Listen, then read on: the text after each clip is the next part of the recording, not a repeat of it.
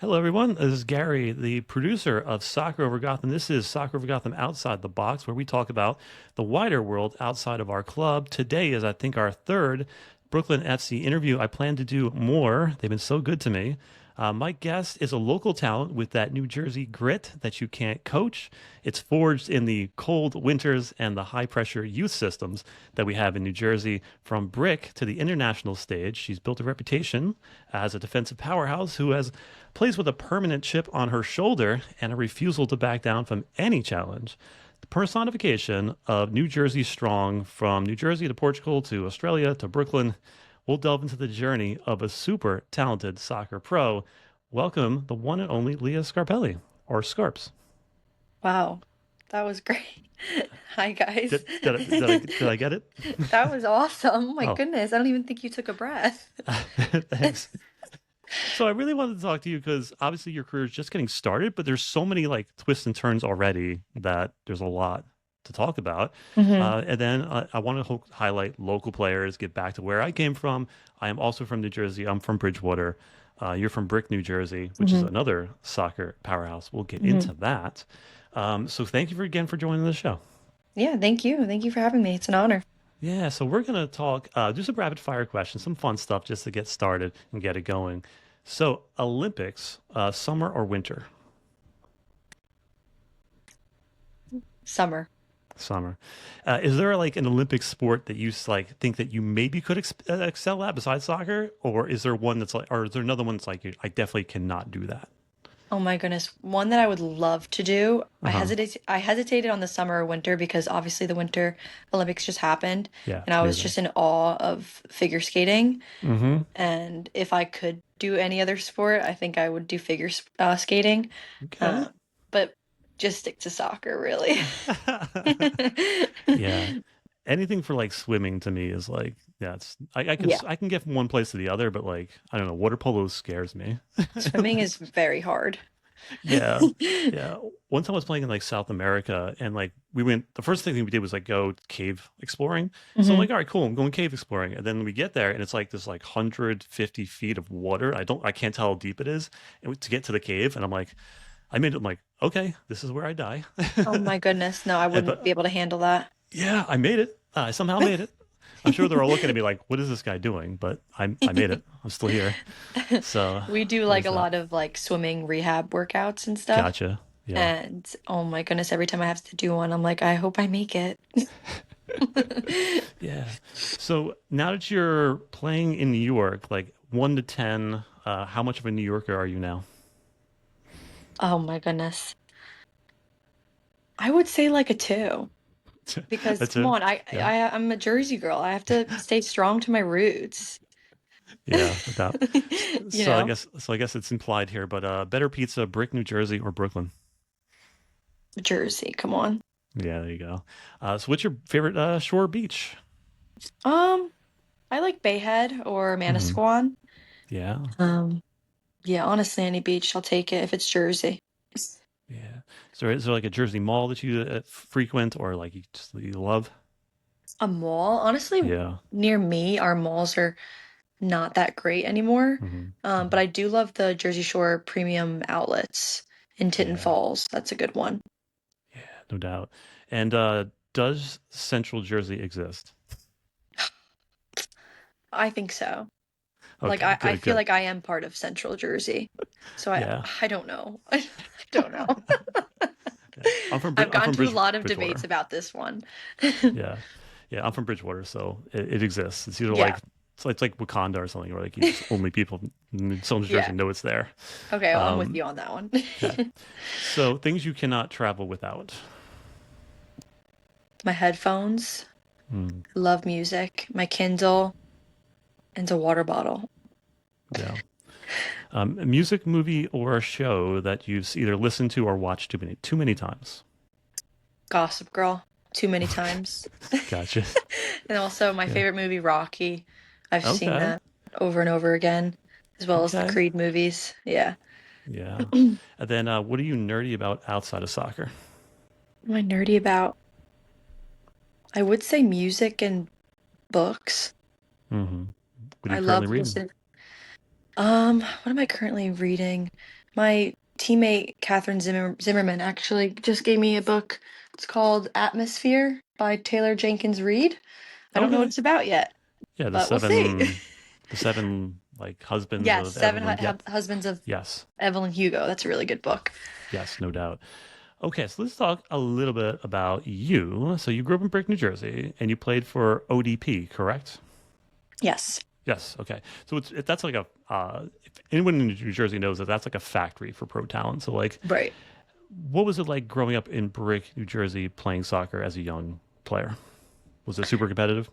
I think it I is. mean, yeah, it was highly competitive. I think when I was growing up, there was just one team in my town called the Brick Fury, Hmm. and that was just like a local team. I was very young, maybe 8, 9, 10 years old. I was playing for them, and if I wanted to go somewhere that was a little bit more competitive, I needed to go outside of Brick or the Jersey Shore area.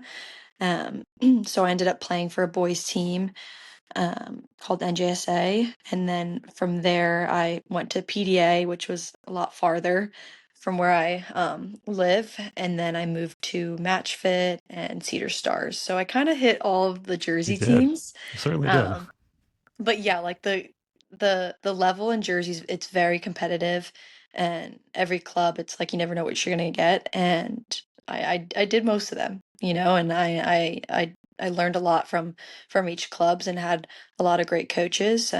So I don't know where I would be honestly if I didn't grow up in the Jersey soccer program situation because it's like I said, it's freaking competitive. It is. And then you took like a pretty unique path, your pro path. You went directly overseas. You played for the sporting club in Portugal. How was that transition for you going to a new country, learning, I'm trying to learn a new Yeah. language. I'm assuming new culture. Like how was that for you? Yeah, I mean, it was honestly a really crazy time in my life because at that time I decided to go to grad school and take my fifth Mm, year in college. And then I got a call from my agent 2 weeks into grad school saying, "Listen, Sporting Club de Portugal wants you in 3 days. Like, what are you gonna do?"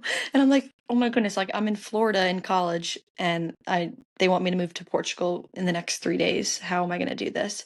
But at the time, like, there was no questions. I was like, "This is what I want to do. This is my dream, and I'm ready."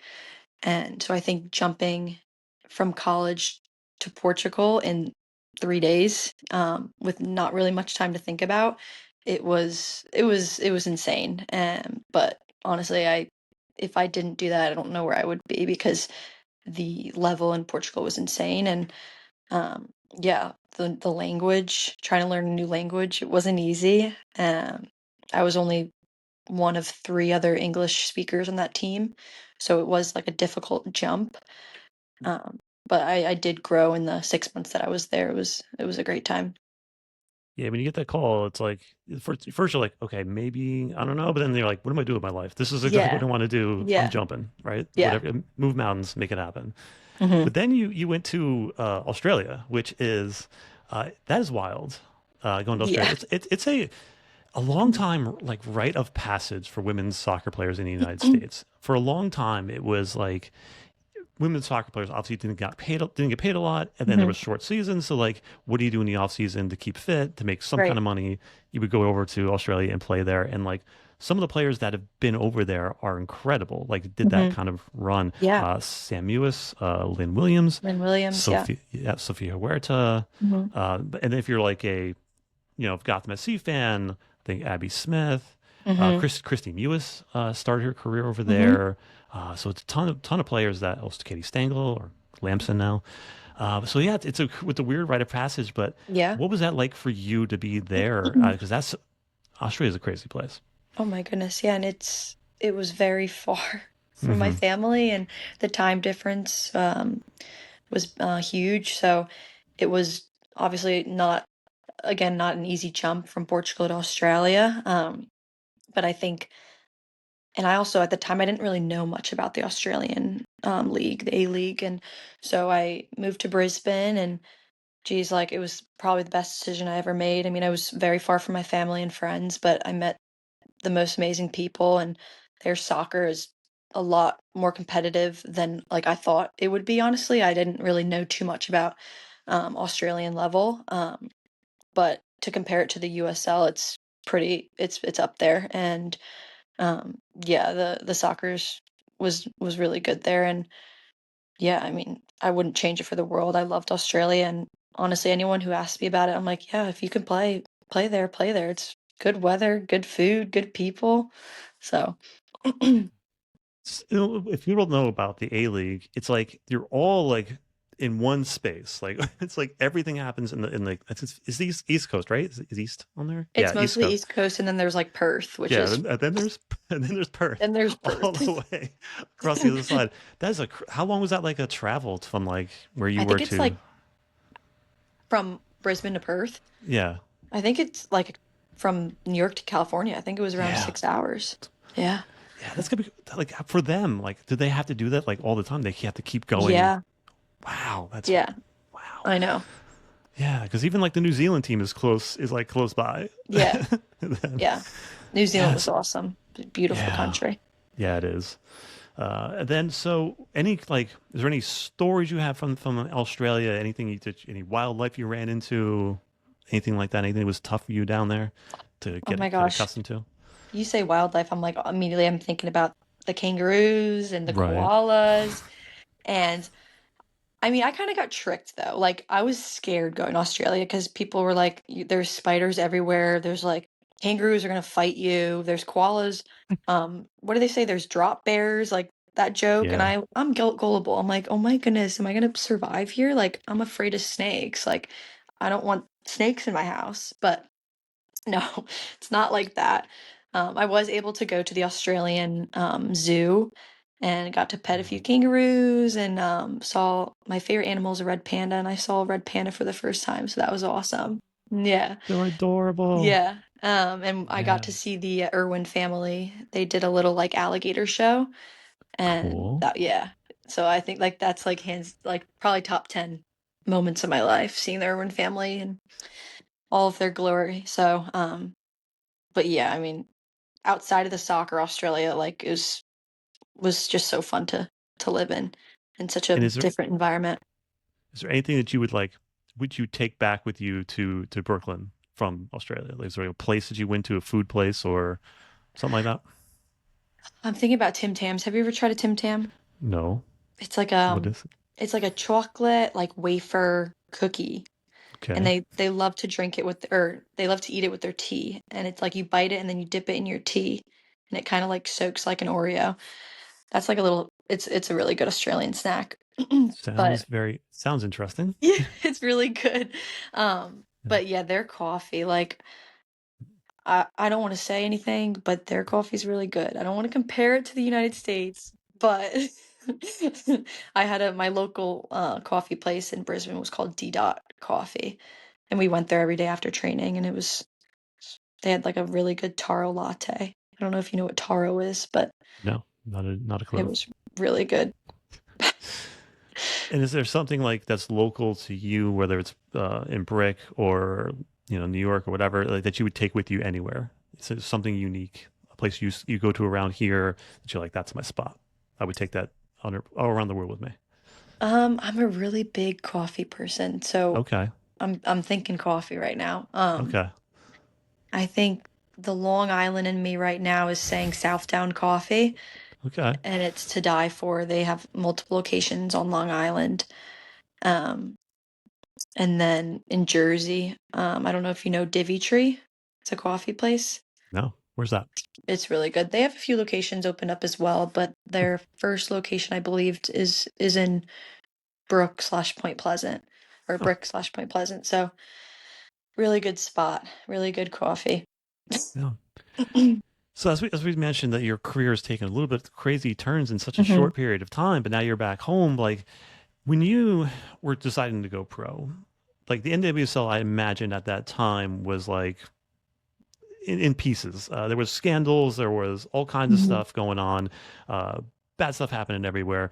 When you were looking at that, were you like, you know what? I'm going to go pro no matter what. I'm just going to have to deal with it, or like I'm hoping it's going to get better before I get there. Like what? Like, or did you like? I'm not doing any of that. I'm going overseas? Or like, what was your vision of what your pro Yeah. career might look like? I think there was no doubt that I wasn't going to play pro. Like I knew that I wanted to and I was going to make it Huh, happen and I knew I had the talent to play somewhere, and okay. I kind of different than most players. Like I didn't really want to take the NWSL route right Hmm. away. I Hmm. didn't really want to enter myself into the draft right from college. Yeah. I wanted to see the world. I wanted to play overseas in Europe and see their level and learn from them. And I really am happy that I chose to do that. And I could still play in the NWSL if I want to or if I have the opportunity because I'm young and yeah, just being able to have the opportunity to play in not one, two, but three different continents has been unreal, and I've learned a lot from each country that I've played in, and the techniques and the tactical views, and it's yeah, I wouldn't ask for anything else. And now that you're in Brooklyn, how did that come about? Was it something that like your agent brought up to you that you Mhm. might be able to play here, or is it so you're like this is on your radar? You heard about Brooklyn, like Yeah. that's where I want to be. Yeah. I mean, after playing in Australia, I actually was going to come back for a second year, but while I was Hmm. home, there was rumors that Brooklyn would be a team, and it was kind of we didn't know for sure. And my agent did a really good job in communicating with me and what's going on. And I think like right as soon as it became public, my agent got in contact with Brooklyn, and um, yeah, and the rest is history. And you're it's also exciting to be part of something that is you're building a club's culture from scratch, like rather than trying to fit into an existing one. How has that been for you, just as someone who's so dedicated to soccer and wanting to be a pro and like being able to build something from the ground up? Yeah, yeah, I think being from the tri-state area, it's Hmm. very special to me, and I know it's our second year with the club and it's brand new, but like we are building something here. And especially with like Brooklyn identity, it's very gritty. We're very determined and strong, and building that with the community and with our fans is it's very special. And for me to be a part of that, especially for like the inaugural season, is it's honestly a dream come true. And I have my friends and my family. They come to all my home games, and it's just like I never thought I would have that opportunity to play professional close to my home. So, yeah, it's been awesome. The thing I love most about the USL like Super League and other leagues that are growing now, it's always been a thing for me that like the level of opportunity never matched the level of talent, like Hmm. talent, because there's always been too much talent and not enough Hmm. spots. And now there's places to go where you don't have to be drafted. You can go where you want to go, Yeah, play where you want to go, build yourself where you want to build. And you're also like opening doors for the next generation of players that are coming through that need those opportunities. So how much does it mean to you to like to open those doors for other players and show local players in Brooklyn that hey, there's a pro path right here. You can see it, you can be it. yeah. I mean, it's a beautiful thing, and I mean, it means a lot to me because obviously I was once them, those a little girl, and with big dreams and hopes. And Um, when I was young, I would go see or watch the Sky Blue Girls play at Rutgers, and Yeah, I was your a big Catfield. fan. Yeah, I was a big fan of Chris Rampone and all the OGs, and Yeah. um, I even met them a few times, took pictures with them, got their signatures, and I was a true fangirl. And now, like have being having fans myself and as a Brooklyn player, it's like it's kind of like a, dream come true again, like and just kind of like a circle of like this happened to me and this is happening to these girls and like it can happen. If it can happen to me, it can happen to these girls. And if they're coming to our games and watching us play in Brooklyn, like it's possible for them as well. And yeah, like and it's just beautiful. I love talking about it because it's just like I don't know. I love giving girls, hope and that their dreams can come true. And like we were watching those games at your Field in Piscataway, New Jersey. You didn't realize like at the time, like the players didn't have there was no changing Hmm. rooms. Like Yeah. it was wild. And you talk about like their had housing, but the housing had like holes in the windows. There was Yeah. like it was crazy. And now you're like you're a pro, and now there's like a professional environment, which is Right. it feels amazing to see that growth in such a short period of time. Mm-hmm. How does it feel to be part of something that's like a professional, and like how does it feel to be like an actual professional? I mean, it's awesome. Hmm. I still can't believe it's true. Like every day I wake up and I train, I do my job, and I get a protein shake at the end of the training and a meal. I'm like, what? What? And I'm getting paid for this? I'm doing what I love and I'm getting paid for this and I'm, inspiring younger girls. Like that's amazing. Um, yeah. I was just talking to Michelle Betos. I interviewed her a couple of days ago, and the goalkeeper coach of, Hmm. of Gotham FC, and she was telling me like how like when she first started, it was like players are like making $7 a Hmm. game, and Right. there was no league minimum until like 2018, 2019, Yeah. and now there's opportunities that are professional, and it's just an amazing space to be in. It's only going to get bigger. The Canadian League's Yeah. growing. It's just it's so much. It's a such a good thing. Hmm. So let's talk about Brooklyn FC. So you guys are distinct. You guys play. Tell us a little about your playing style and why it's like so unique. Um, yeah. Honestly, like we're just a gritty freaking team. Like Hmm. I think our style of play, I mean, our stats this season is, all most of our goals are in the second half. And it's like teams think they lost us by halftime, but we come back in the second half even harder and stronger. And I think we've kind of taken that identity and, kind of took it as like an underdog role. And I think when we talk about it a lot and taking that underdog role is I think helps us and, truly like understanding our identity as an underdog. It's like, okay, people might not think we're the best, but we are. We're gonna win. We're gonna find a way to win. Um, so I think, yeah, just truly just being gritty. Like we don't stand down for nothing, you know? And your team has been, hmm, I guess you could say like just on the edge of the playoffs, like Hmm. every season. Yeah. It's like I think the one season was like went down the goal Yeah. differential or the last game of the season. Like this team is in the hunt again. So like what does this team? I mean, obviously if you knew this, you would be doing this, but like Right. what do you think is like the thing you guys need to just get yourself over that hurdle to Yeah. make it into the playoffs? Because once you make the playoffs, anything Hmm. can happen. Yeah. Honestly, I mean, if I knew the answer, yeah, that would Right. be You'd be great, doing it, right?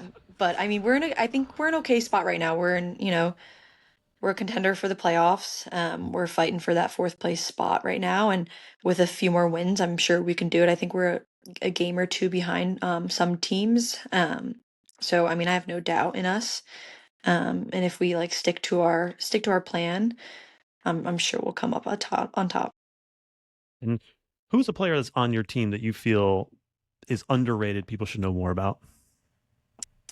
Wow. It's probably your whole roster, but Like everyone? Can I say everyone? yeah. I would say Catherine Zimmerman. Hmm. She I look up to her honestly as a player. She's a few years older than me, and I think she's also from Jersey, and she also played in Australia. Yeah, But she did. Yeah. she's just like she's wicked smart on and off the ball, and her ability to strike a ball is like I I don't understand how she strikes the ball that hard. Um, and so I think yeah, she's a great player. You got some home games coming up, but traditionally, I guess you can call it traditionally now, but like you guys are a stronger road team. Hmm. What's the block happening? That's got to win some more games at home.